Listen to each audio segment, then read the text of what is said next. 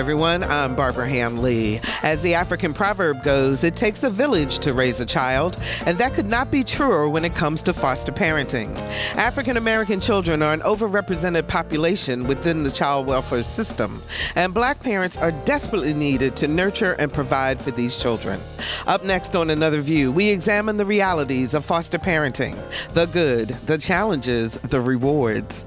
We also pay tribute to Dr. Harrison Wilson and Mr. George Menz, two outstanding African American leaders who passed away this week. Stay with us. Another View is coming up next.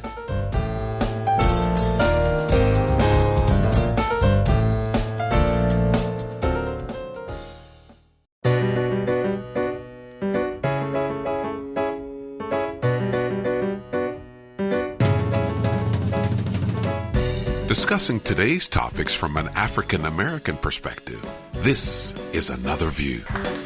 Good afternoon, everyone, and welcome to Another View. I'm Barbara Ham-Lee. We begin our show today with tributes to two leaders in the African American community, Hampton Roads and the nation. Dr. Harrison Wilson, former president of Norfolk State University, and civil rights activist and longtime champion of the SeaTac community in Virginia Beach, Mr. Ernest George Menz. I had the pleasure of knowing George Menz. He believed in racial justice and fought hard to ensure that the SeaTac community received the same treatment and consideration as other Virginia Beach neighborhoods. George Menz served as the president of the NAACP Virginia Beach branch from 1987 to 1997, helped establish the Virginia Beach Minority Business Council and the Human Rights Commission, and served as president of the SeaTac Community Civic League from 2010 until 2018. He was a gentleman's gentleman, but never afraid to speak up for what's right. George Menz passed away on July 26. He was 66 years old. This week, the Norfolk State University family mourns the passing of former NSU president Dr. Harrison B. Wilson. Wilson was Norfolk State's second president and served in that role for more than 2 decades. NSU alumna and Another View producer Lisa Godley looks back at his life and his legacy.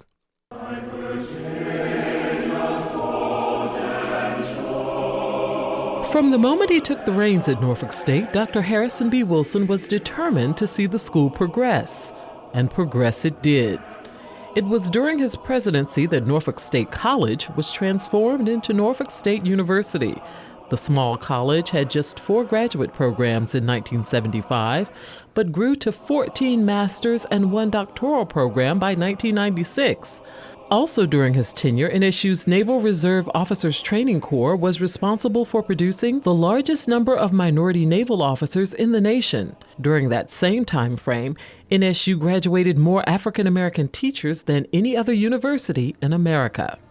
Wilson, a New York native, served in the Navy during World War II. He earned his bachelor's and master's degrees from Kentucky State University and a doctoral degree from Indiana University. While pursuing his PhD, he served as head basketball coach at Jackson State University, capturing an impressive 365 wins, 74 losses coaching record. Dr. Wilson worked as an administrator at Tennessee State and Fisk Universities before agreeing to lead Norfolk State. In addition to growing the school's infrastructure, he recruited a strong faculty and implemented programs to help the student body succeed. His dedication and commitment was key to transforming Norfolk State into one of the largest historically Black colleges in the nation. Dr. Wilson passed away on Sunday surrounded by his family. He leaves behind his wife Lucy Wilson, 6 children, 8 grandchildren, and 3 great-grandchildren, not to forget his beloved NSU family. Harrison Benjamin Wilson was 94. For Another View, I'm Lisa Godley. And there will be a celebration of Dr. Wilson's life on August 3rd at 3 p.m. at the L. Douglas Wilder Performing Arts Center on the NSU campus. The service will also be streamed live on the NSU website. The Another View staff extends its deepest condolences to the Menz and Wilson families. So here's a question for you. Do you have what it takes to be a foster parent? Have you ever thought about it? Do you have room in your heart and home for another child? What are your concerns about being involved in foster care? Our guests today are here to answer your questions and hopefully convince you to get involved. Mary Davies is a licensed clinical social worker and community-based service supervisor for the United Methodist Family Services, or UMFS. Hi, Mary. How are you? Good. How are you? Thank you so much for joining us today. Vineta Watson is the adoption care coordinator for UMFS. How are you, Vineta? I'm doing well. Thank you. Good. Thank you for being here. Romania Whitehurst is a foster parent. Hello. How are you, Romania? Can you pull your microphone up so people can hear you? It's down there. Okay. You go. And I knew I was going to mess it up just because I looked at her. Na'diya Lofton-Whitehurst was in the foster care system and is now the daughter of Romania Whitehurst, correct? Yes, ma'am. Absolutely. Thank you so much for joining us. Thank you for having me. I want to start by, first of all, defining what is foster care or foster parenting. Because in the African American community, as we all know, a lot of times our families will just take the child on. If something is happening, in one section of the family, grandma or auntie or whomever will just take the child. Is that a form of foster parenting, or is there a specific legal definition? Vineta, I'm going to look at you. Foster parenting is just that when a person takes a child in their home and care for them on a temporary basis. In our community, we used to do that. I was raised by my grandmother. Mm-hmm. So, but now we have a program that's a relative care program where relatives can actually take their children in and take care of them and be a part of the foster care system for a short period of time. Mm-hmm. So this would also allow them then to receive benefits and to get additional help if they were to do that. So people who are doing it more, Mary, on a more informal basis would still be considered fostering. Sure. Is that correct? Yes, absolutely.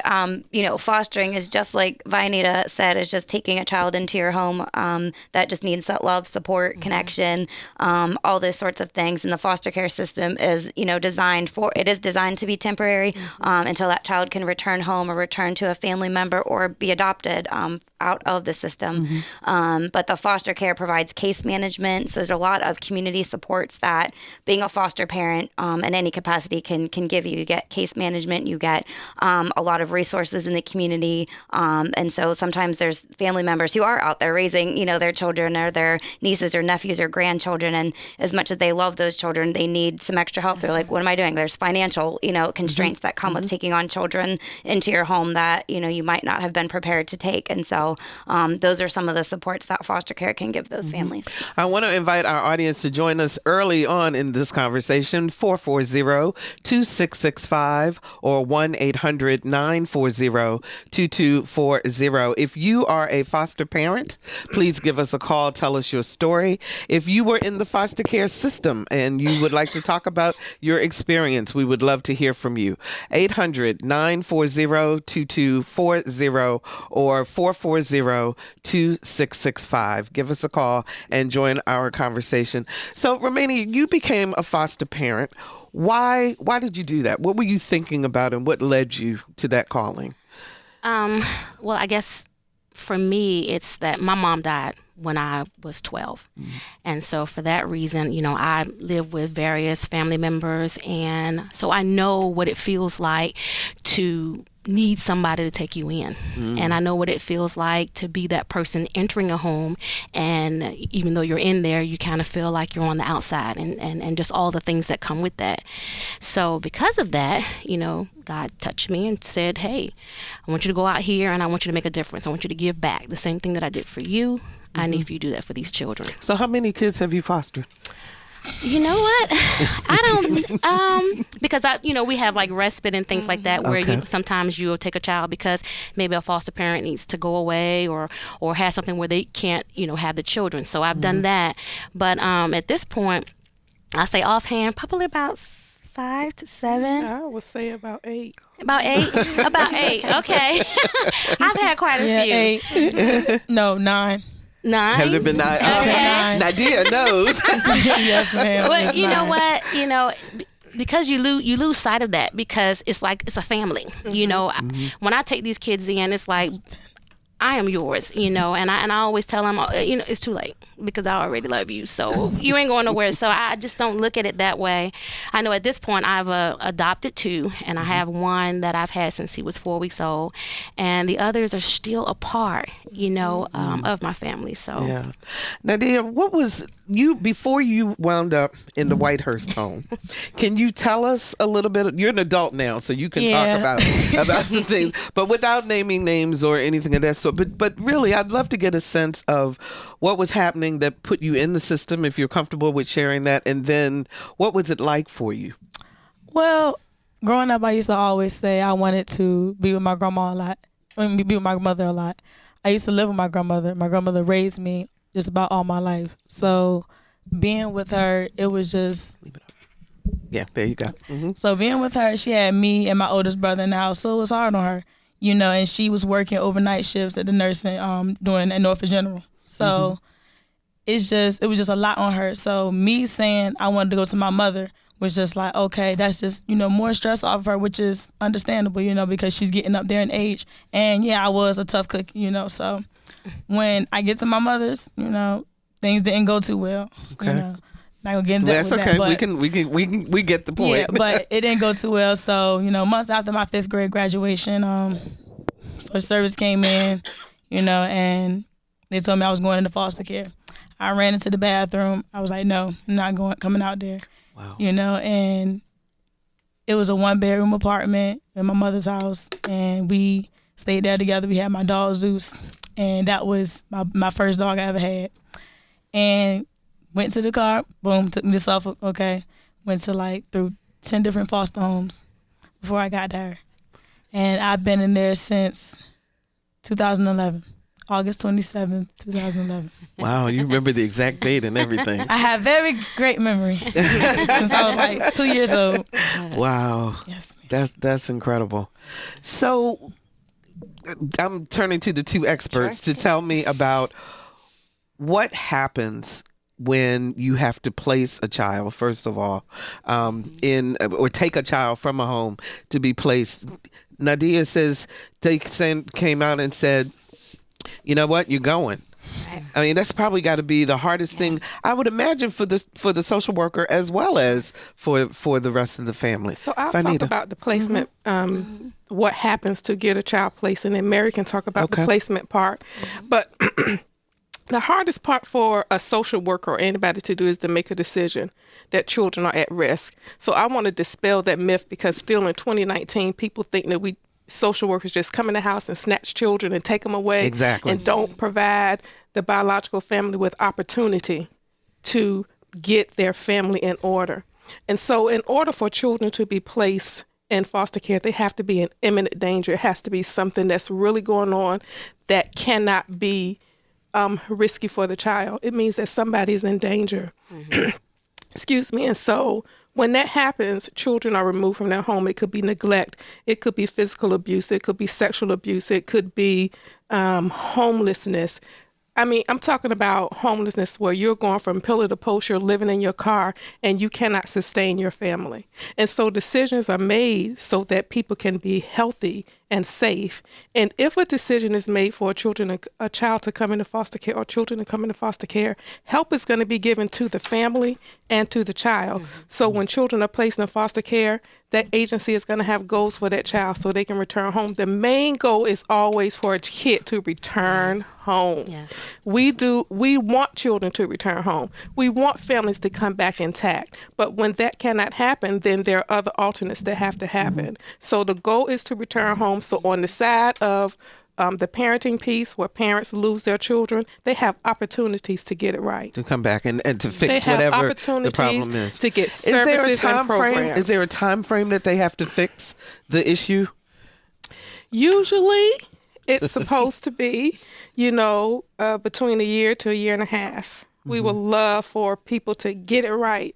Some people get it right before that time frame, but foster care is temporary. It's never meant to be 5 years, 4 years, 3 years, 2 years long. It should not be. But sometimes it takes families a little bit more time to find a home, to find a job, to become clean, to do all those things that they need to do to get their families healthy. So, Mary, when you are there and you're taking the child. I mean, what are you telling the child, and how are you helping that child to process Right. what's happening to them? Absolutely. So that is probably the hardest part of our jobs, right? So as the placing agency, what we're called, so they're social services and child protective services, and they're the front lines. They're the ones making those decisions of this child is in danger, is at risk. And so we are removing them. We are placing them into a foster home. We are the foster home. We are the calling the families. I have Na'diya coming in, who needs a family, calling Romania saying, what do you think about taking this child into your home? Here's what's happening with her. What do you say? And she says yes. So then we are the person that sometimes we come to social services to pick up that child and their belongings. So we are, the first point of contact for that kid for foster care. So it is very important what we say and how we treat them. And so important to let them know that it's okay. I know you're scared. I know you feel like you have questions, and they're going into a home. They don't know these people. They don't know where they're going, who they're with. They don't know why they just had to leave their home that they've been in. And so sometimes I think some of the things that foster families, where they're so open, they're so excited to have this child come into their home. You have your own room. You have all these things. We're so happy to have you here. And the kid looks at them like, I can't wait to leave. I just want to go back to my mom and my dog and, whatever is left at home, because no matter how scary the situation, as adults and as professionals, we're looking at that biological home saying it's not safe for that child to be there. They're being abused. They're being neglected. There's no home. There's no food. There's no water.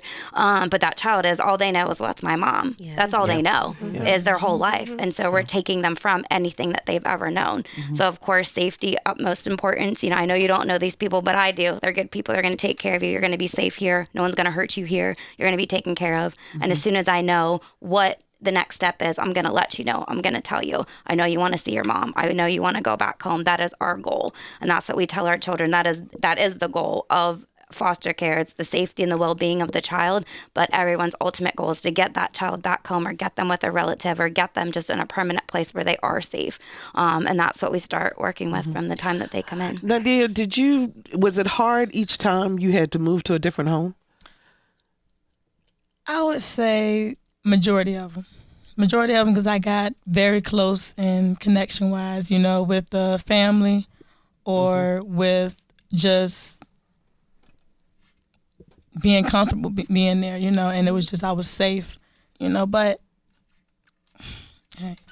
things, things would change. Yeah, things would change, but it changed for the best, Ultimately, because you wound up where you're supposed to be. Yes, I did, and I'm happy now, and it worked out just well. It was tough being in here in the home that I was in, but she made it work, and I she didn't give up. She didn't, and that was like one of the ones I didn't. I was like ready to back out of getting adopted. I said I was just done with it. I said, do not even put me in another home. Whatever you do what you got to do. I said, but 18, I'm signing out. But when I got here, she showed me the most love and support I've ever needed, and I've ever wanted, and the family, just knowing her background, just knowing, the rest of the family members and knowing that we're all, doing foster care. It's just like, brothers, sisters, cousins, aunties, uncles, we all family, Let us come to a little hotel party. Oh, everybody's coming along. The kids, the aunties, the uncles, you name it. And we're having a blast, and it's never boring or nothing like that. It's always just a baby. And the reason why Na'diya is beaming is because Romania, you have adopted Na'diya, yes. Correct? Right. So this is your daughter. That's my baby. Now that is your baby. Absolutely. Was there a transition for you? What was the impetus for you to say, I'm going for it and I'm going to make this girl a permanent part of my family? When she came, I had adopted my first baby. And I was like, okay, well, God, I'm done. I guess I did what you told me to do. And then I get this call. And I was like, okay. They kind of How old were you when you went there? I was, 16 going on 17? 16, 15, okay. 14. I was 15 going on 16. Mm-hmm. Yeah, 15 going on 16. Oh, man, a teenager. Two of them. That's two of us. But when she came, like I said, I had just thought I had finalized everything with Shanika. And so when they called me and asked me to take in Na'diya, it was just supposed to be for like 30 days. But when that baby got in there, the connection was so real and so genuine, and I could just feel her hurt, and just coming out of 10 different homes and landing here, and it's like now, all the options are up. I just asked that baby, look, it's up to you. What do you want? Because if you want to stay here, you're going to stay here. And she was like, I want to stay. So I got on the phone. It's just that simple, and we move forward because like I told her, it's too late. I love you. I love you. And so whatever we got to get through, and we had to get through a lot because I don't want to, misconstrue anything. It's not always easy, and you have to be committed. You have to say that, this is what I'm called to, and I'm going to see this thing through to the end, and so we've had a lot of bumps along the way. A lot of them. But this is my baby. This is who God gave me, and he's strategic in how he does it, and so she's mine. And that's it, 440-2665 or 1-800-940-2240. I wish you all could see what is happening in this control room, the love that is being expressed. Don't be nervous. You're fine. Trey joins us from Chesapeake. Hi, Trey. You're on the air. Good afternoon, everybody. How's you doing? We're doing good. Go right ahead. Oh, okay. I am a foster parent. I'll start from the beginning. I'm an African-American male, and I've been a foster parent to many, many kids. I've also not only been a foster parent, but I've adopted kids too. So the foster care program is a program that definitely needs parents who are dedicated to, ensuring the success of these kids, because it's not their fault. It's not the children's fault as far as whatever environment they're in or, whatever the background happens to be. But as long as you can, show dedication to that child, stability and safety, it definitely helps in ensuring the success of that child. Trey, what was when you first started considering becoming a foster parent? What was your impetus? What drove you? Well, I was married. I have 2 biological kids myself. I dearly love. But when I was married, I wanted a bunch of kids. I only got 2. So after I divorced, and one of my neighbors told me about the program, and that was it. So I've probably been a foster parent to probably over 20 kids total. Wow. And I've adopted kids myself. As a matter of fact, one of my kids, he's active duty now in the United States Army. So, wow. How many have you adopted? I've adopted 2. 2.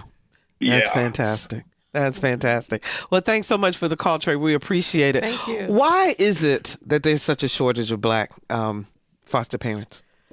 Why do you think? I would say it's because people are afraid. Because to become a foster parent, of course, we have to keep our children safe. Mm-hmm. And if our children are coming from a place of trauma, we don't want to place them in another place of trauma. Mm-hmm. And so because of that, there's criteria that you have to do to become a foster parent. And I will tell you 2 things that would scare people away: fingerprints. So when you tell people that they have to do background checks, they get a little intimidated by it because, some people have a past. But what we try to do is walk them through it, saying, hey, we have to do this because we can't place our children in homes where they're going to get harmed. So we got to check you as best that we can. Mm-hmm. And so that's one of the things that's really scary. Becoming a foster parent is kind of...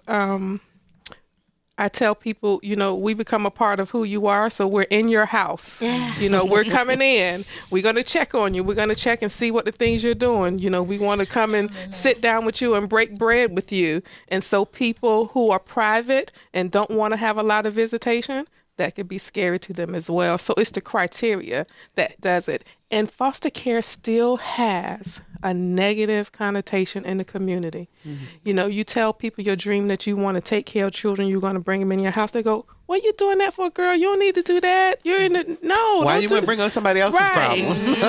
And so the myth is still out there that children are so tough that they can't be helped, and that's not the truth. If you're just joining us, we're talking about the joys and challenges of foster parenting with Mary Davies, Community-Based Service Supervisor with United Methodist Family Services, Vineta Watson, Adoption Care Coordinator with UMFS, Romania Whitehurst, who is a foster parent, and her daughter, Na'diya Lofton-Whitehurst, who is at one time was in the foster care system and has been adopted. That is just wonderful. That is fantastic. 440-2665 or 1-800-940-2240 are the numbers to call to join our conversation. Jay joins us from Hampton. Hi, Jay. You're on the air. Hi. How you doing? Can you hear me fine? Yes, we can. I'm going real fast. My mother... God, I love my mother. She's 90 years of age. I'm 58 years of age. At the age of 7, I went to bed in Philadelphia, woke up the next morning with 4 family members that I didn't know that my mother foster cared overnight in an emergency. Mm-hmm. My mother raised these children to be adults, and right now all of them are highly well-educated with PhDs. Oh, that's fantastic. Right. I'm talking 50 years ago. Wow. In Philadelphia, what happened, long story short, my mother's coworker, something tragic happened where the mother and father passed away. Immediately the next day, they was overnight someplace. The next day, they were in the house, and my mother raised them since.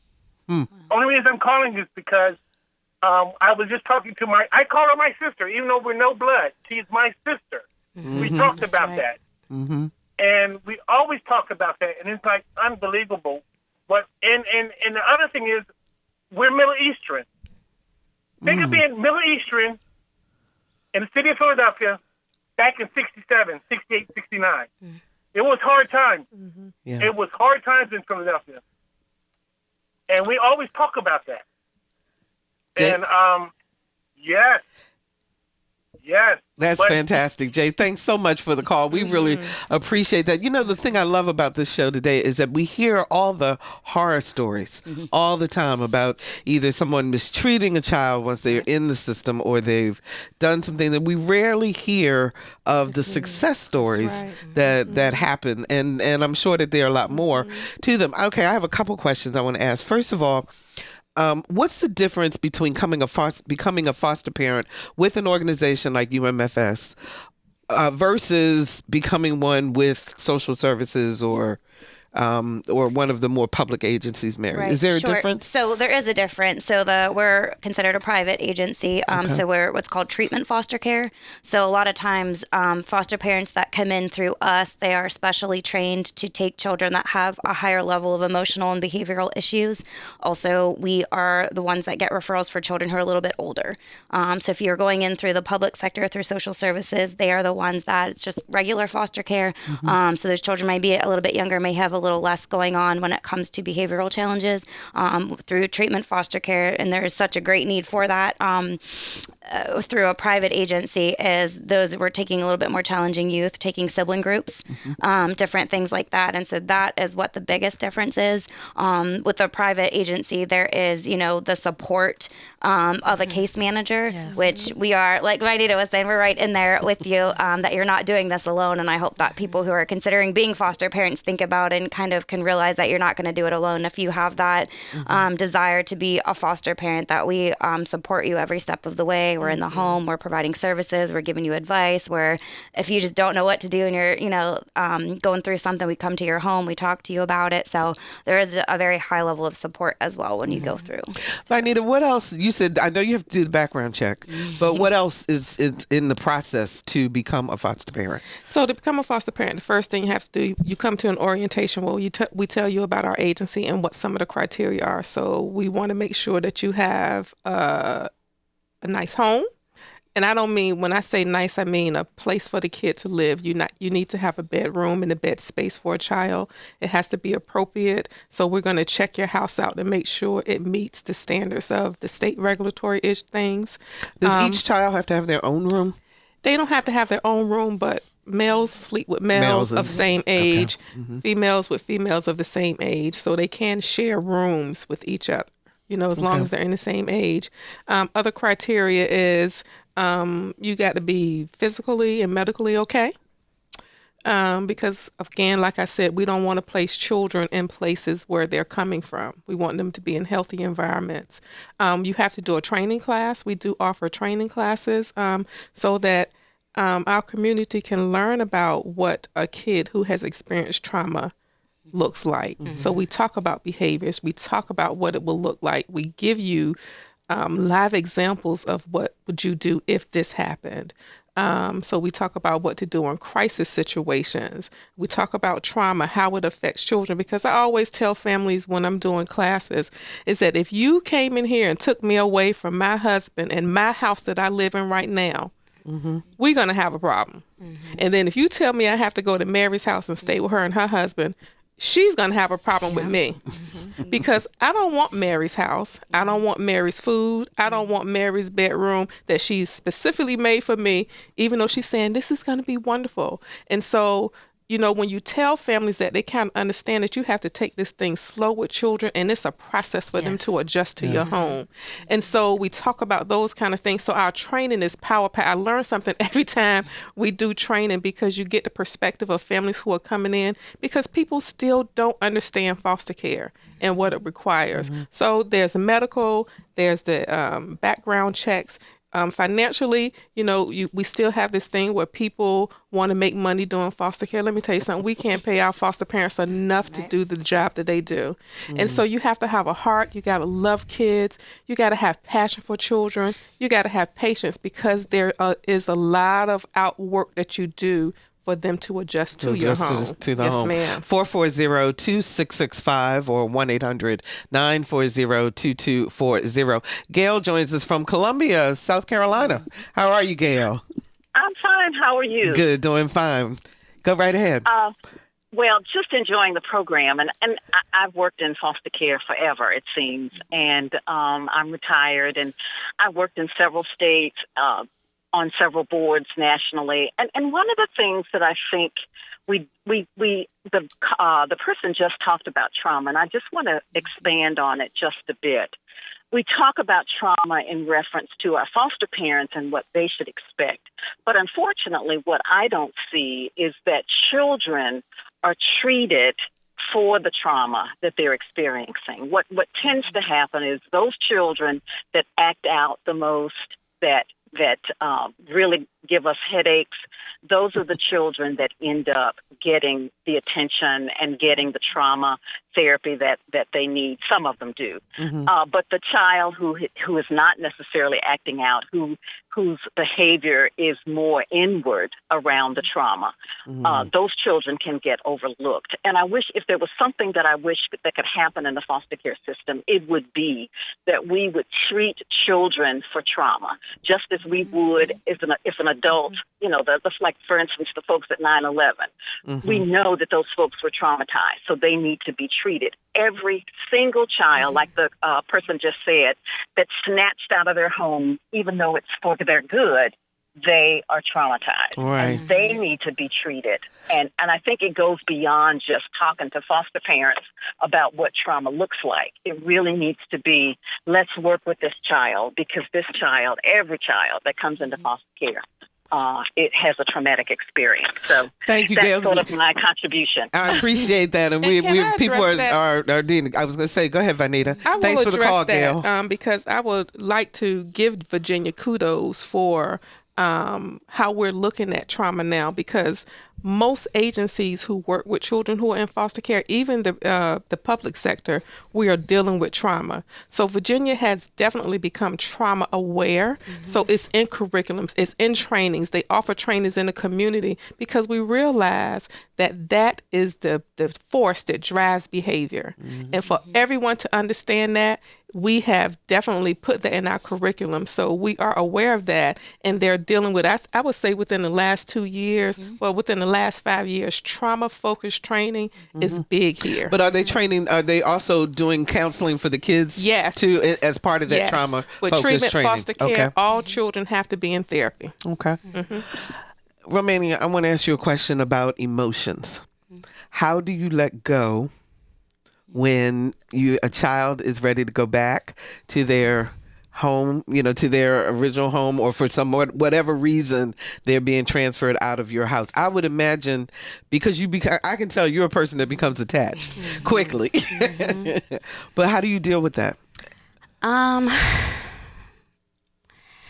Oh, you would ask me that. That is something that I'll say God still deals with me on. Because I'm going to even say that when one of my daughters graduated from high school and she decided to move to Richmond, I had a meltdown that lasted like 2 weeks. And so with these babies, it's hard. It's really, really hard. But what I try to do is when I have them in my presence for however long they're going to be there, to pour into that baby, to establish a relationship with them where they know that whether you leave tomorrow, I'm here forever. And you got my number, you know where I am, and if you call me, I'm here. And just keeping that connection, keeping those lines of communication open, at least that gives me hope that if you need me, you're going to call me. And she means it. And she means that thing. Na'diya, I want to ask the same question from your perspective, because you were moved around a lot. Yes. How do you disconnect? Or do you still keep in touch with your other foster parents? At one point in time I did, but some of them, they passed away, because they was older, or some of them moved away into another state, or some I do keep in contact with quite a few every once in the blue moon, maybe I'll call them and tell them happy birthday. They're like, oh, you remember? Of course I remember, and they'll be like, oh, I'll call, say, hey, can I tell your daughter, so-and-so, happy birthday. And she's like, you remember their birthday? It's just like surprising because I still think about them, and I still talk about the my old foster parents, and what I've been through, with the foster girls that she usually gets, or any foster kids. I try to, compare and try to talk to them, try to get through to them because the fact I've been there before. I was once a teenager, so whatever my mother is seeing, she's not a fool to it, so she's gonna speak up, and I'm gonna speak up too as well. But I'm gonna let you know, you can't disrespect her. That's how things just go, because someone lets you into their home. They're allowing you to do the things that you can do. What you're capable of. You have everything that you need. You're loved up on. You get to wash your body, you get to do all the things that some of the things you haven't been able to do in like a couple of years, or, it's just things that you go through day by day. You don't know what people go through, and it's like you have that opportunity. Do not take advantage of it, so. Be appreciative of it. Yeah. So it's like, it's. Okay. Yeah. 440-2665 or 1-800-940-2240. Monique joins us from Chesapeake. Hi, Monique. You're on the air. Hi. How are you? We're doing fine. I just wanted to call in. My husband and I are foster parents, and our two oldest kids we adopted from foster care. We have one biological son, and we currently have two foster care placements, a 7-month-old baby boy that we picked up 2 days before Christmas, and a 6-year-old girl. So we are in deep right now. The stress level can be kind of high, and but God is good and He's faithful, and we're just very passionate about foster care awareness. And yes, I just wanted to call in. Monique, I also know that you have a podcast on foster parenting. You want to tell people where they can listen if they want more information? So we are on Podbean, and our podcast is Fostering Hope Podcast, and we are also on Apple as well. And so we are just sharing our journey as well as the journeys of other foster families, and we also have a lot of expert interviews. So we are really excited just to share our experience. Okay. Thanks so much for the call, Monique. We appreciate it. Dina joins us from Gloucester. Hello, it's Dina. Donna. Oh, Donna. I'm so sorry. That's all right. I don't know if they can address this, but when my son was in second grade, and he is 31 now, so it's been a while. But when he was in second grade, I was living in Hampton, and I became a volunteer emergency foster care provider. And I only had that one second grade son, so I was supposed to get little second grade boys. And they called me one night with an emergency needing someone to take a teenage girl. So I did. They said, it'll just be for a night or two. But I knew that it would only be 30 days at the most, and I just wanted to see how it would go. She had a very troubled history. There were drugs and prison and sexual abuse, and it was just, she hadn't been to prison, but, and her parents and stuff. So I knew she had trouble. No one ever said anything to me about her needing medication, and she never had it with me. But we did well, and I kept her the whole 30 days, and I wanted to keep her longer, but the rule was, 30 days she had to go. They put her in a home where she did get on medication, and she called me a couple of times. She just wanted to come and visit, and I would have loved to have her come. We cared about her a lot, and they told us no, and I thought that was horrible because we had somewhat of an attachment, and she was separated from her parents, and she felt something for me. Why couldn't she come? And it was a respite thing maybe for her and the foster parents, but they wouldn't allow it. Okay, Don, thanks so much for the call. Mary, I don't know if you can react specifically Sure, I can react to it. I guess I'm not quite sure what the situation was specifically, of course, as to why they wouldn't allow that. And I understand that was quite a while ago, and things have changed since then. And we are very much focused on connections, family connections, what we call fictive kin, just not a blood relative, but just somebody in that family or someone that you're connected to. And that does include prior foster families, just like Na'diya mentioned, I'm remembering certain people and places and things because that all is a part of that child's history, as a part of their life, as a part of who they are. And there are many people along the way that may have helped them grow, but for one reason or another couldn't maintain them in their home. And so we very strongly, pursue connections for our children. We talk to them. We ask them. We have tools and things that we use with them when we first get with them, when they first come into a home. We say, who are you connected with? Who do you remember? What are your best memories of? If you could see anyone in your family or see anyone from your past, who would that be? What would that look like? And then we take those things and we go to the legal guardians and social services and we say, hey, can this happen? Can this child be connected in some way? It might not mean that they can live with them because of whatever circumstances that don't allow that to happen, but can they have phone calls? Can they send birthday cards? Can they meet up once in a while? And so we absolutely advocate for connections, and it's such a huge part of what our children need, and especially the older teens that come in. And we only have 5 minutes left, and so I shouldn't even bring this up because this whole topic is another issue, and that's the whole idea of interracial placements. And my question is, it's not so much that. Well, let me ask you this, Romania, since you are an adoptive parent. I know love is important, but what about the cultural aspect of raising children? Does it make a difference? In other words, if you are an African-American child, to be placed in an African-American home versus another home? I'm going to say that love is love. And love crosses those types of barriers. It does. I think that, it is important to connect to connect the child with where they're most comfortable and, and like they do the, what do you call it? The back, the what is it? you did the home study, do the home studies, and so they really are strategic in placing the child with a family that's going to be the best fit. And so, but you know what? Sometimes that best fit may be over here for whatever reason, you know. But love to me is the key, you know. So it doesn't have to always be where, you know, you're focused on race, but you're focused on that love factor. And do they have, you know, are they situated where they're able to take that time and pour into that child, you know. And it may be sometimes that they need to be pulled out of their environment sometimes, because you just don't know what may have happened where they were. You know. Let me go to you too, Vineta. I mean, does that make a difference? Do you think in terms of the cultural norms, or one of the questions that in my research that kept coming up, for example, was combing hair.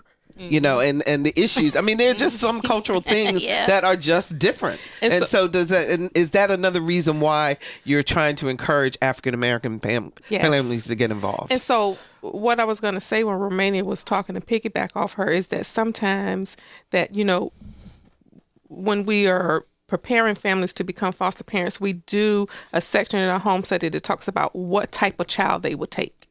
And so some families will take bicultural, biracial children, you know. And so what happens is, if an African-American child is placed in a Caucasian home, that Caucasian home has to be committed enough to make sure they stay connected to this part of their culture. Gotcha. And so when they do that, it fares well with their placement. So that's what I would say about it, because love is big and it's great, but you got to keep kids connected to where they come from. Where they come from. Yes, ma'am. Okay, you guys are having a open house. That is the United Methodist Family Services open house. 2 of them coming up. Crossroads Church at 1127 Surrey Crescent in Norfolk. It's on August the 14th from 6:30 until 7:30. And if you're on the peninsula, they're going to be at St. Mark's Lutheran Church, 118 Old York Hampton Highway in Yorktown on September 26th from 6 until 7:30 p.m. You can go to their website, UMFS.org, UMF as in Frank, S.org, or you can call 757-490-9791. Thank you all so much for joining us today to talk about this. And Na'diya, you got 30 seconds. Give one piece of advice to tell people. Keep your head up through the process. If you are in foster care, you know, take it for how it is. You know, don't give up. You know, it's a stepping stone. It will help you along the way. You know, do what you got to do. Even if you don't feel like doing it, just do it, because it's going to help you in the long run. Trust me. Just don't do it because they tell you to do it, but think of it as you're helping yourself before you're helping anybody else. That's who you know the most. Nobody knows you better than you know yourself. You know, and of course the man up above, but. Do what you got to do. Just do you. Just do you. And on that note, we will be right back.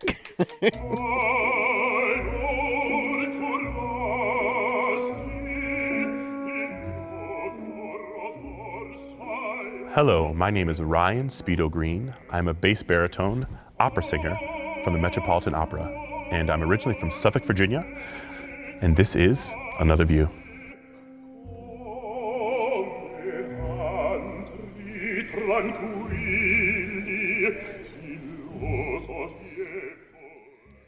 Wow, that is another view, that voice. For Suffolk native and Metropolitan Opera singer Ryan Speedo Green, life hasn't always been a crystal stair. As a child, Speedo grew up in a rough neighborhood. He also had anger issues, which ultimately landed him in juvenile detention. His story could have ended tragically had it not been for kind people who helped him see things differently. He recently shared his story with our Lisa Godley, a journey that has taken him from a trailer park to singing all over the world.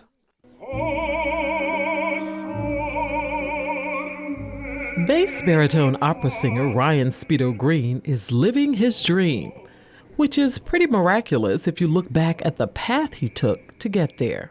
Especially when you're coming from a low-income family, coming from a bad neighborhood, coming from a bad past. I was already a stereotype. I was already a number. But Ryan's fourth grade teacher refused to buy into that and wouldn't let Ryan do so either. So when he hurled his desk at her, instead of sending him to the principal's office or having him expelled, she took his desk and his chair and refused to give them back until he agreed not to throw them. And then she gave Ryan something he was in need of, a glimmer of hope. When I was in Mrs. Hughes, Elizabeth Hughes' class, it was a class for kids who were the worst of the worst in their school. She taught us that in her class, we wouldn't be judged by the color of our skin, but by the content of our character. And we were taught this every day, and it became a safe home for us to not only learn how to be kids in a normal school environment, but also to feel safe from the things that were going on at home. He was doing well, but once he was no longer in the class and no longer feeling safe, the anger and violence crept back in. He threatened his mother and brother with a knife and found himself in juvenile detention. And according to society, the fact that I went to juvenile detention at a young age meant that I was probably going to end up in jail. And I was already destined to fail, according to society and statistics. While locked up, he had time to think and remember the things he'd learned in that fourth grade class. That he was worthy of love, worthy of change, and could change and be a better person. Months later, when he was released, he was ready to do just that. He got involved in lots of school activities, including chorus. And when it was time for high school, he auditioned for the governor's school and got in. And then came his second transformation. The day he and his governor's school classmates took a field trip to New York to see a Broadway show and an opera. We saw 42nd Street as our Broadway show, and then we saw the opera Carmen at the Metropolitan Opera. And that was my first ever opera and also my first Broadway show.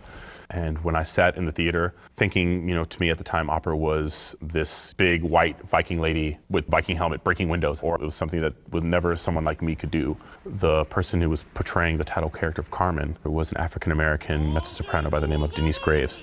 And she made me feel every emotion on the emotional spectrum. And not only was Carmen like the perfect opera for a person who's never seen opera to experience, but what made it so much more compelling was that the person on stage looked like me. And when I left that theater, I told my chorus teacher, who would become my voice teacher, that I know what I want to do with my life. I want to sing on the Met stage. His voice teacher laid out the laundry list of what Ryan would need to do, which included college, graduate school, and being able to sing in foreign languages. And Ryan Speedo Green checked them off one by one. And by his mid-20s, made his opera debut at the Met. Now 33, he has sung all over the world. Yeah, the irony is, in the opera world, I'm still a bit of a baby. I explain to people that, a male voice doesn't fully mature till you're in your late 30s, early 40s. And for me and my voice type as a bass baritone, that's when we hit our prime, is in our 40s. So I'm very lucky to be in my position and very blessed to be in my position now at my age to be singing the places I've sung and where I will be singing in the future. And all the roles that I've done, I'm beyond blessed to be this far in my career. For Another View, I'm Lisa Godley. And Ryan Speedo Green will be performing at Christopher Newport University's Ferguson Center for the Arts Saturday night at 8 o'clock, tomorrow night at 8. The show, titled Sing for Your Life, takes a look at music, race, storytelling, and family. Thank you so much for taking an hour to hang out with us. If you enjoyed today's program and you want to share it again, please visit our website, anotherviewradio.org, and download the podcast. And you can sign up for our eView newsletter. It comes to your inbox once a week with information about our next show. We're on Facebook, and I'm on Twitter at Barbara Ham Lee. Next week on Another View, it's the award-winning Another View Roundtable with commentary on hot-button issues in the news. You know these women. You don't know what they're going to say. It's going to be amazing. Our theme music was composed and performed by Jay Sennett. Lisa Godley is our show producer. Todd Washburn is our audio engineer, and Bobby Fuller answered our phones. I'm Barbara Ham Lee. Thank you so very, very much for listening to Another View.